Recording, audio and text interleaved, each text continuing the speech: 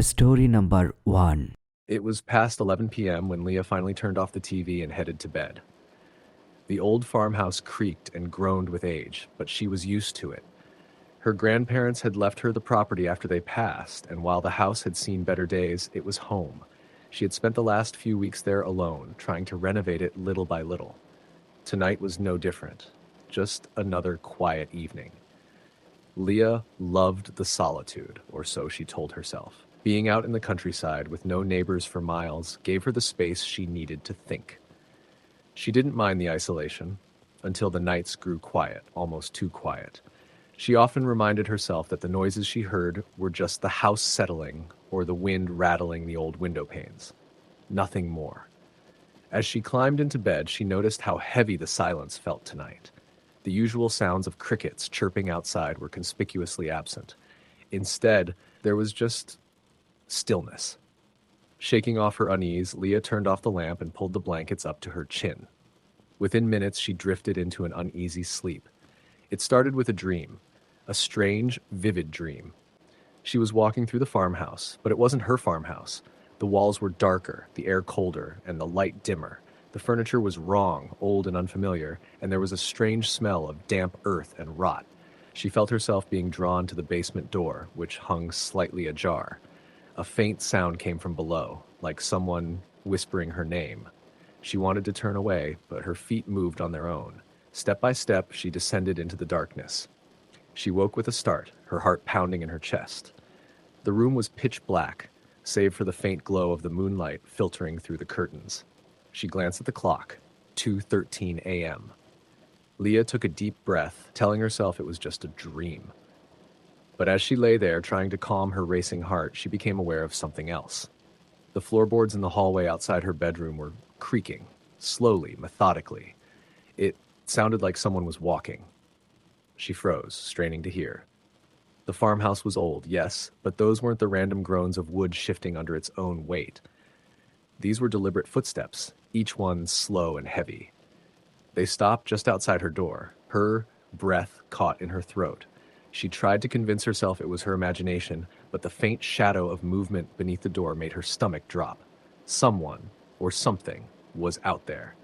Gripping her phone, she turned on the flashlight and shone it toward the door. "Hello?" she called, her voice shaky. No answer. The silence was suffocating. Gathering her courage, Leah slid out of bed and tiptoed toward the door. She pressed her ear against it, listening. Nothing. Just as she began to relax, there was a loud knock, a single hard rap against the wood. She stumbled back, her heart racing. "Who's there?" she demanded, but again, there was no reply. She waited, holding her breath, but the knock didn't come again. After a few minutes, she convinced herself it must have been her imagination, or maybe even a bird hitting the door. She climbed back into bed, though sleep felt like an impossibility. Just as she began to drift off again, a new sound jolted her awake. It was faint at first, like a soft tapping, but it grew louder and more insistent. It wasn't coming from the door this time. It was coming from the wall above her bed. Leah bolted upright, clutching the blankets. The tapping continued, rhythmic and deliberate. She turned on the bedside lamp, flooding the room with light. The tapping stopped instantly. She stared at the wall, her skin prickling with fear. The silence didn't last long. From somewhere deep in the house, she heard it. The unmistakable sound of a chair being dragged across the floor. The scrape of wood against wood sent chills down her spine. Leah grabbed her phone again and called out, "Whoever's there, get out! I'm calling the police." She dialed 911, but the call wouldn't go through. Her screen flashed no signal. The farmhouse was in a rural area with spotty reception, but the timing felt too coincidental. The sound of dragging stopped abruptly, replaced by the faint hum of a woman's voice. It was singing, soft and melodic, but Leah couldn't make out the words. The sound was coming from the direction of the living room. Her entire body trembled as she debated what to do. She couldn't just stay in the bedroom, but the thought of venturing into the dark house terrified her. Summoning every ounce of courage she had, Leah grabbed the flashlight and opened the door. The hallway stretched out before her, dark and foreboding. The singing had stopped, but the air felt heavy, almost oppressive. She crept down the hall, her footsteps barely making a sound on the creaky floorboards. When she reached the living room, she shone the flashlight around. The room was empty, just as she had left it before going to bed. Then she saw it, the rocking chair by the window, moving ever so slightly. It swayed back and forth, as if someone had just been sitting in it. Leah's stomach churned. She approached the chair cautiously, reaching out to stop its motion. The moment her hand touched the wood, a cold breeze swept through the room, extinguishing the flashlight. Plunged into darkness, Leah stumbled back, her heart pounding in her ears. The singing started again, louder this time, as if it were right behind her. She spun around, but there was no one there. "Leave," a voice whispered, low and raspy, sending a wave of terror through her. "You don't belong here." Leah didn't need to be told twice. She ran for the front door, fumbling with the locks before finally throwing it open. She sprinted out into the night, not stopping until she reached her car. As she drove away, the farmhouse loomed in her rearview mirror, its windows dark and unwelcoming. She never returned to the house. Weeks later, she sold it to a developer without explaining why. She didn't care what they did with it, as long as she never had to set foot inside again. To this day, Leah doesn't know what she encountered that night, but every now and then, when she's alone in her new apartment, she hears the faint sound of a chair rocking or a soft voice humming a tune she can't quite place, and she wonders if she truly left it all behind. Story the end. Story number 2. The house was quiet. Too quiet. Megan stared at the ceiling of her bedroom, watching shadows stretch and shift as her bedside lamp flickered. She had moved into the small single-story rental a few weeks ago, eager for a change after her recent breakup. It was old but affordable, tucked away in a neighborhood that was more isolated than she liked to admit. Still, the thought of living alone for the first time had thrilled her, until tonight. It started with little things. The sound of a door creaking open, faint tapping noises she couldn't place, and the subtle sensation of being watched. Megan had chalked it up to the house's age and her overactive imagination, but tonight felt different. She pulled the blanket up to her chin, her phone gripped tightly in her hand. The clock on the screen read 1:14 a.m. The rhythmic ticking from the wall-mounted clock in the hallway was the only sound, a metronome counting down the minutes of her unease. She closed her eyes, determined to shake off the paranoia. Then she heard it. A faint thud, like something heavy had fallen, followed by the unmistakable creak of floorboards in the living room. Megan's eyes snapped open, her body tensing. She held her breath, straining to listen. Another creak, slow and deliberate, as if someone or something was moving across the room. Her heart pounded. It had to be the house settling, she told herself. Houses made noises, especially old ones. But deep down, she knew this wasn't normal. Gripping her phone, she unlocked it and hovered over the call button. She debated calling someone, anyone, but who would she call at this hour? The police? For what? A noise? She shook her head and tried to calm her racing mind. Suddenly, a sharp knock echoed through the house. It wasn't on the front door. It sounded closer. Much closer. Knock, knock, knock. The noise seemed to come from the hallway, just outside her bedroom door. Megan froze, her blood running cold. She glanced at the door, the soft light from her lamp casting shadows that seemed to shift and ripple unnaturally. The knock came again, louder this time. She slid out of bed, her bare feet touching the cold hardwood floor. Moving as quietly as she could, she crept toward the door, her heart hammering in her chest.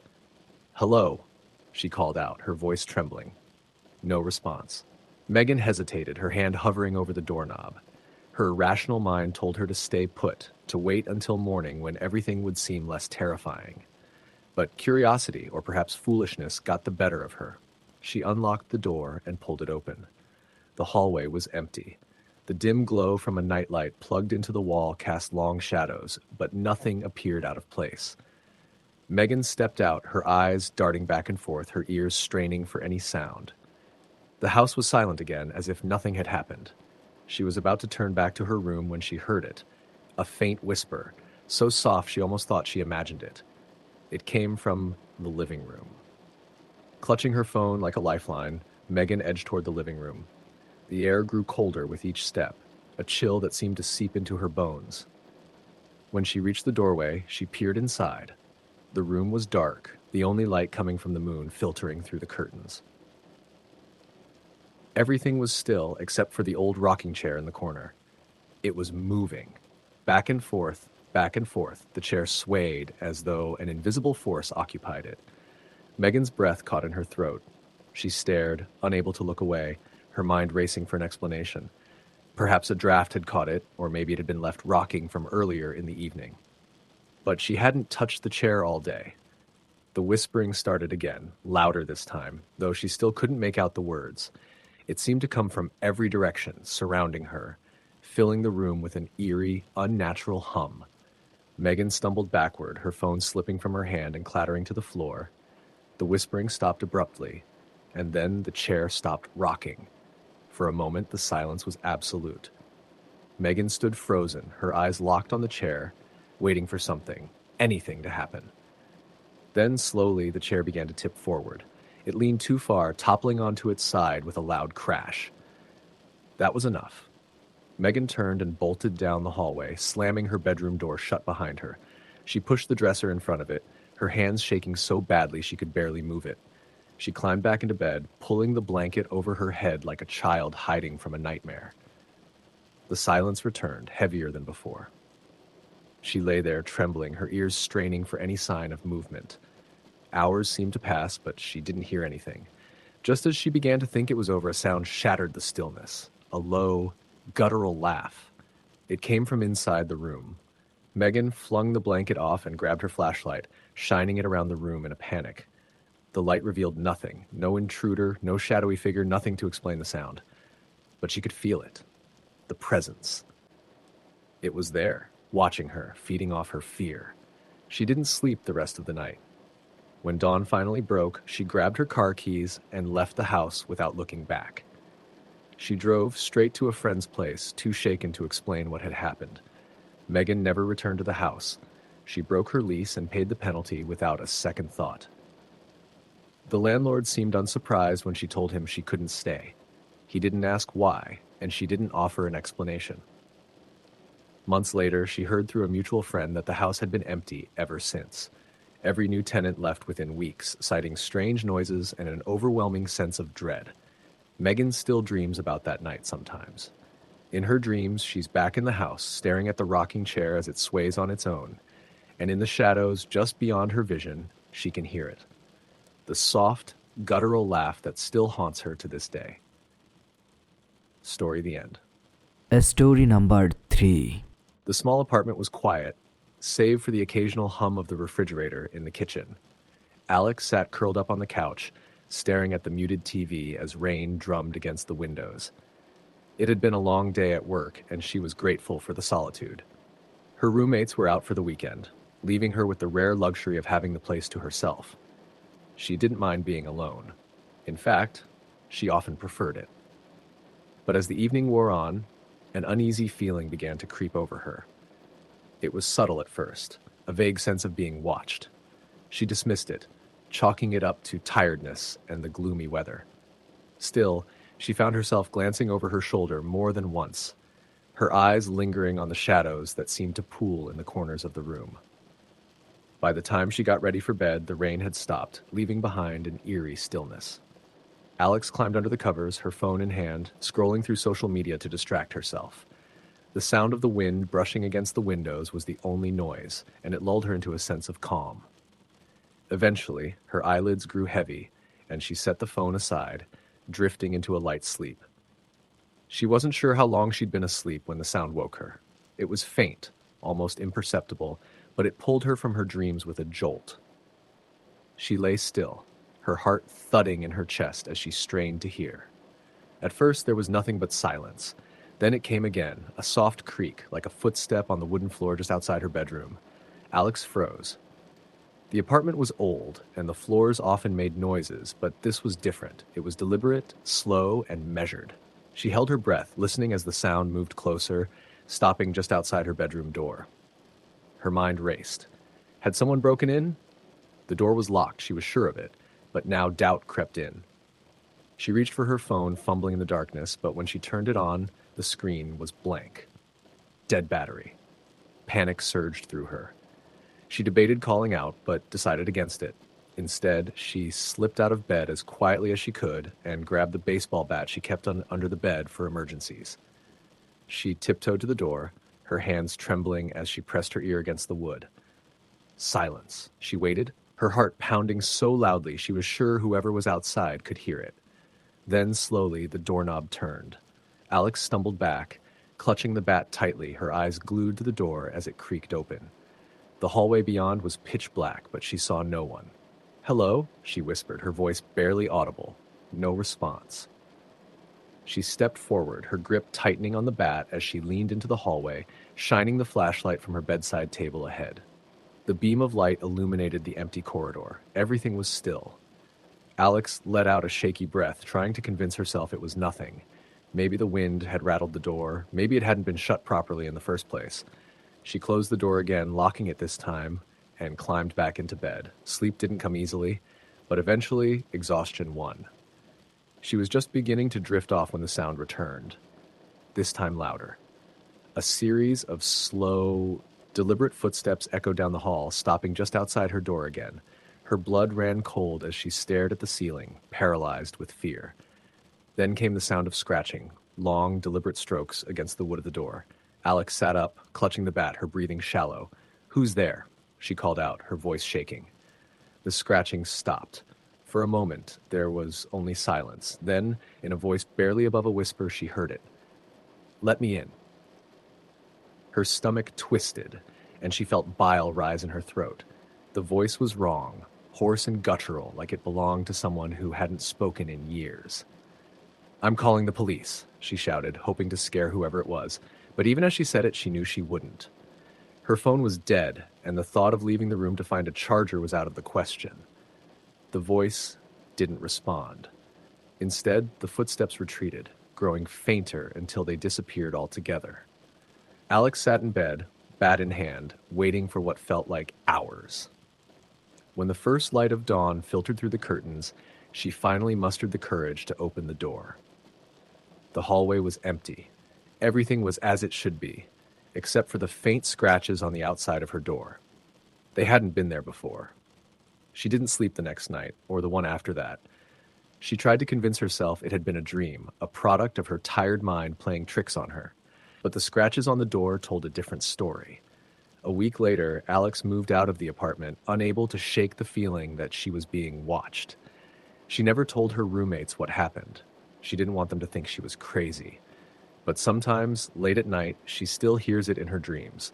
The soft creak of footsteps and the whisper at her door. Story number 4. The house stood at the edge of town, cloaked in shadows and whispers. It was an old Victorian with its creaking timbers and peeling paint betraying years of neglect. Its history was the kind of thing locals spoke of only in hushed tones. Tragedy, loss, and rumors of something darker. When Karen rented it, she brushed off the tales. People love to exaggerate, she thought. Karen had just moved to the small town for a fresh start, leaving behind a failed relationship and a stressful city job. She found the solitude of the old house comforting, a place to rediscover herself. The rent was surprisingly cheap, and the landlord, an elderly man with a peculiar smile, assured her the house was mostly peaceful. Her first week passed uneventfully, save for the occasional odd noise, a creak here, a faint thump there. She chalked it up to the house settling or the wind. But as the days went by, the noises grew more distinct. The rhythmic tapping on the bedroom window was especially unsettling. Her room was on the second floor, and there were no tree branches that could have caused it. One night, Karen decided to investigate. Armed with a flashlight, she waited for the tapping to start. At precisely 1:33 a.m., the sound came. 3 deliberate knocks. Heart pounding, she crept to the window and shone her light outside. Nothing, just the empty yard bathed in moonlight. "Old houses make weird noises," she muttered, trying to convince herself. Yet sleep eluded her that night. A week later, Karen experienced something she couldn't rationalize. She was drifting off to sleep when she felt the unmistakable sensation of someone sitting on the edge of her bed. Her eyes snapped open, but the room was empty. She lay frozen, staring into the darkness, the weight still pressing against the mattress. It lifted after a few agonizing moments, leaving her trembling. The next morning, she called her friend Michelle. "It sounds like stress, Karen," Michelle said. "Moving is a big change. Maybe you're just imagining things." "Maybe," Karen replied, though doubt gnawed at her. She started leaving lights on and kept the TV playing softly at night for company. The breaking point came 2 nights later. She woke to the sound of soft whispering, a faint chorus of voices just beyond the edge of comprehension. The whispers grew louder, circling her bed. She clutched the blanket, her heart hammering in her chest. "Who's there?" She managed to croak, her voice shaking. The whispers stopped abruptly, replaced by a chilling silence. Then a single word echoed through the room, spoken in a guttural, almost inhuman tone. "Leave." Karen scrambled out of bed and ran downstairs, not stopping until she was outside, shivering on the porch in her pajamas. The night air was cold, but it felt safer than the oppressive weight of the house. The next day, Karen contacted the landlord. "Has anyone else experienced strange things here?" she asked hesitantly. The landlord hesitated. "There have been stories," he admitted. "People hear things, feel things. Some say the house has a presence, but I've never had any trouble myself." Karen considered moving out, but her pride wouldn't let her. She decided to face whatever it was. That night, she lit candles and sat in the living room with a notebook and pen. "If you're here, tell me what you want," she said aloud, her voice firm despite her fear. For a long time, nothing happened. Then the temperature dropped sharply and the candle flames flickered wildly.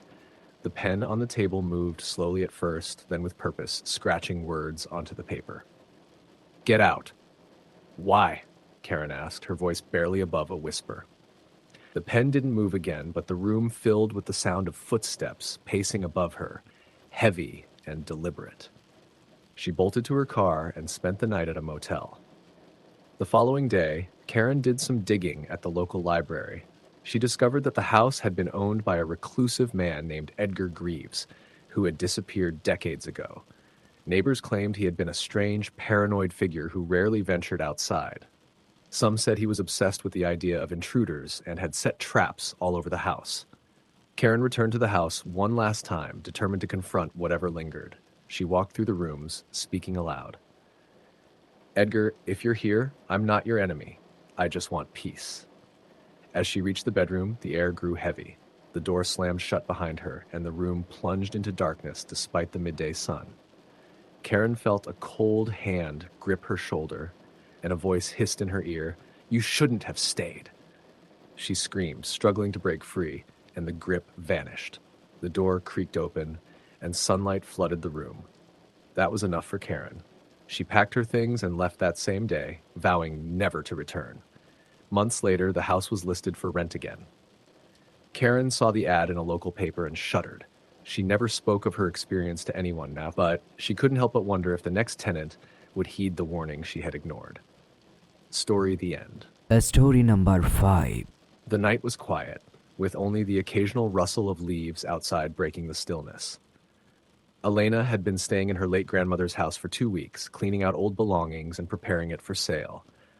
The small, isolated cottage stood at the edge of the woods, far from the nearest neighbor. It had been her grandmother's pride and joy, but time had not been kind to the place. The floorboards creaked, the walls felt too close, and at night, the darkness seemed deeper than she remembered. Elena wasn't scared of the house, at least not at first. She grew up spending summers here, baking cookies in the small kitchen and playing in the woods. But something about staying there alone now as an adult felt different. She chalked it up to the emptiness, the way silence seemed to echo through the hallways. She told herself it was just her mind playing tricks. The first few nights passed without incident. She spent her evenings sorting through boxes in the living room, finding old photos and trinkets that brought back memories. But on the fourth night, as she lay in bed, she was startled awake by a sound. It was faint at first, a soft, scraping noise coming from downstairs. She froze, her ears straining in the silence. "Probably a raccoon or something," she muttered, though her voice wavered. The cottage was surrounded by woods, after all. Animals could easily find their way in. She decided to ignore it and pulled the blanket tighter around her. But then the sound changed. It wasn't random scratching anymore. It was deliberate, rhythmic, like someone dragging their nails across the floor. It moved slowly from the living room toward the base of the stairs. Elena's heart pounded. She reached for her phone, but there was no service this far out. She considered calling out, but the thought of breaking the silence terrified her. The sound stopped. She held her breath, listening. A minute passed, then two. Just as she began to convince herself it was her imagination, the noise returned, closer this time. It was on the stairs. Elena's hands trembled as she reached for the flashlight she'd left on the nightstand. She clicked it on and aimed it toward the bedroom door. The beam of light cut through the darkness, illuminating the empty room. The door was shut, but she could hear it now, footsteps, slow and deliberate, climbing the stairs. "There's no one here," she whispered to herself. "You're alone. No one's here." The footsteps stopped right outside her door. Elena's breath hitched. She stared at the door, expecting it to burst open at any moment. But nothing happened. The silence was worse than the noise. After what felt like hours, she gathered her courage, tiptoed to the door, and pressed her ear against it. "Hello?" she whispered, barely audible. The answer came immediately, a faint, rasping breath on the other side of the door. Elena stumbled back, dropping the flashlight. It rolled across the floor, casting erratic beams of light around the room. She scrambled to the bed, pulling the blankets over herself as if they could shield her. The doorknob rattled. Tears streamed down her face as she clutched her knees to her chest. "This isn't real," she repeated over and over. "It's just in your head." The rattling stopped, and for a moment there was silence again. Then the voice came, a low, guttural whisper seeping through the cracks of the door. "Why are you here?" Elena wanted to scream, but her throat felt like it had closed up. She squeezed her eyes shut, willing it to go away. The voice didn't speak again, but she felt it. The air in the room grew colder, the kind of cold that sank into your bones. And then the sensation of weight on the bed. Something was sitting at the foot of her bed. Elena opened her eyes, just a crack, terrified of what she might see. The flashlight, still lying on the floor, flickered once, then stayed on. In its dim glow, she saw it, a shadowy figure at the edge of her bed. It was hunched over, its form indistinct but undeniably human-like. She froze, unable to move, unable to breathe. The figure turned its head slowly toward her, and though it had no discernible features, she felt its gaze, cold, piercing, and filled with malice. "Get out," it whispered, the words dragging like nails across her mind. She didn't think. She bolted, leaping off the bed and grabbing the flashlight as she ran for the door. She didn't look back, didn't dare glance over her shoulder. She flew down the stairs, her bare feet slapping against the wooden floor. The front door loomed ahead, but as she reached for it, it slammed shut on its own. "No, no, no!" she cried, pulling at the handle. It wouldn't budge. Behind her, the whispering started again. A chorus of voices, all overlapping, all telling her the same thing. Leave. Elena turned, pressing her back against the door. The figure was there, at the top of the stairs, its form darker than the shadows around it. It began to descend, one slow step at a time. Desperate, Elena remembered the back door in the kitchen. She sprinted for it, dodging furniture in the dark. When she reached it, she found it unlocked. She flung it open and ran into the night, Fitcha not stopping until she was halfway down the dirt road that led to the main highway. She spent the rest of the night in her car, parked at a gas station miles away. When morning came, she returned to the cottage with a local handyman to retrieve her things. The house was quiet, the air inside heavy but still. She didn't stay long, just enough to grab her essentials before locking the door and leaving for good. Elena never went back. She sold the cottage as quickly as she could, never telling the buyers about what she had experienced. To this day, she doesn't know if what she encountered was real or some manifestation of her own fears. But at night, when she lies in bed in her new apartment, she sometimes hears faint whispers in the dark. And she wonders if she ever truly left it behind. Story, the end. Story number 6. The wind howled through the trees outside as Claire sat on the edge of her bed, scrolling absent-mindedly through her phone. The small cabin she had rented was miles from the nearest town, perched on a hill surrounded by dense forest. She'd come here to escape the chaos of city life, to recharge and spend some time in solitude. For the first 2 nights, the isolation had been peaceful, refreshing, even. But tonight, something felt different. It was late, past midnight, and the quiet was oppressive. No crickets chirped, no rustling leaves, just an eerie stillness that seemed to press against the thin wooden walls. Claire chalked it up to her overactive imagination. Too many horror movies, she muttered to herself, shaking her head as she set her phone on the nightstand. As she lay down and pulled the covers up to her chin, she heard it, a faint noise, distant but distinct. It sounded like a creak, the kind an old floorboard makes under weight. She froze, listening. It could have been the cabin settling. It was an old structure, after all. But then it came again, closer this time. Claire sat up, her heart pounding. Probably just an animal, she whispered, trying to reassure herself. She got out of bed and grabbed the flashlight she'd brought, shining it toward the door of her room. The faint beam illuminated the small space, showing nothing out of place. Gathering her courage, she opened the door and stepped into the hallway. The cabin was dark, the kind of dark that swallowed the weak glow of her flashlight.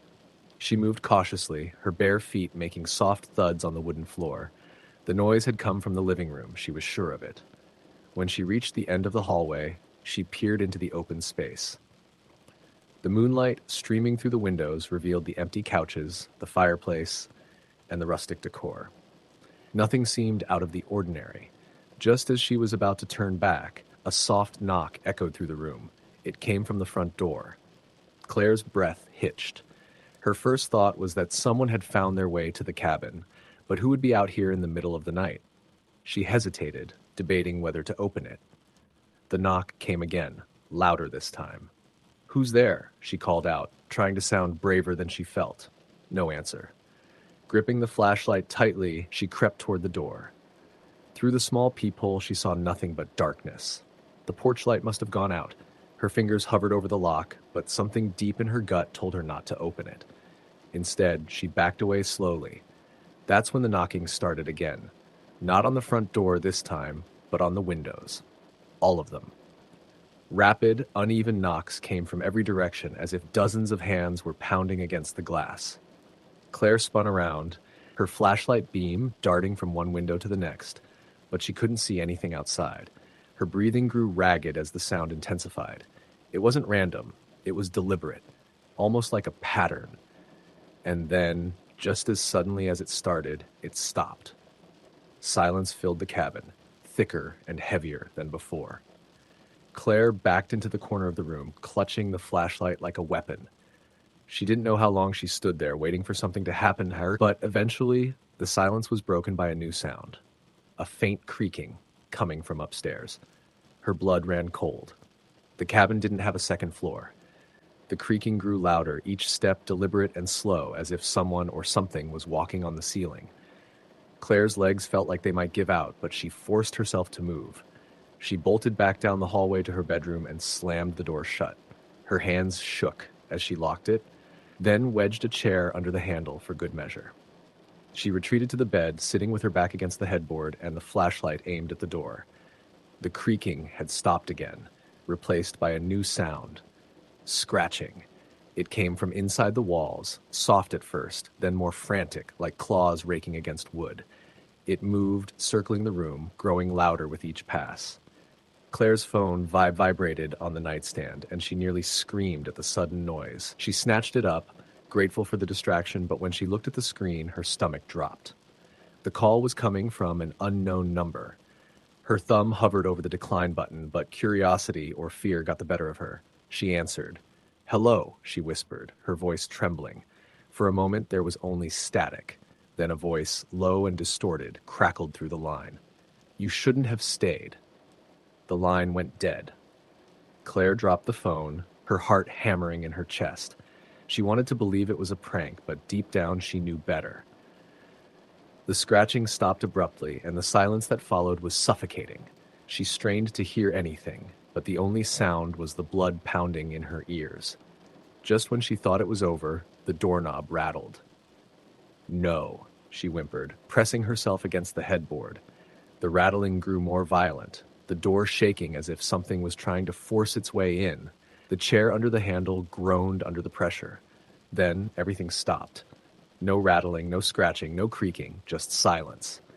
Claire stayed frozen for what felt like hours, waiting for the next sound, but it never came. Eventually, exhaustion took over, and she drifted into a fitful sleep, the flashlight still clutched in her hand. When she woke, sunlight was streaming through the windows, casting the room in a warm glow. For a brief moment, She thought it had all been a bad dream.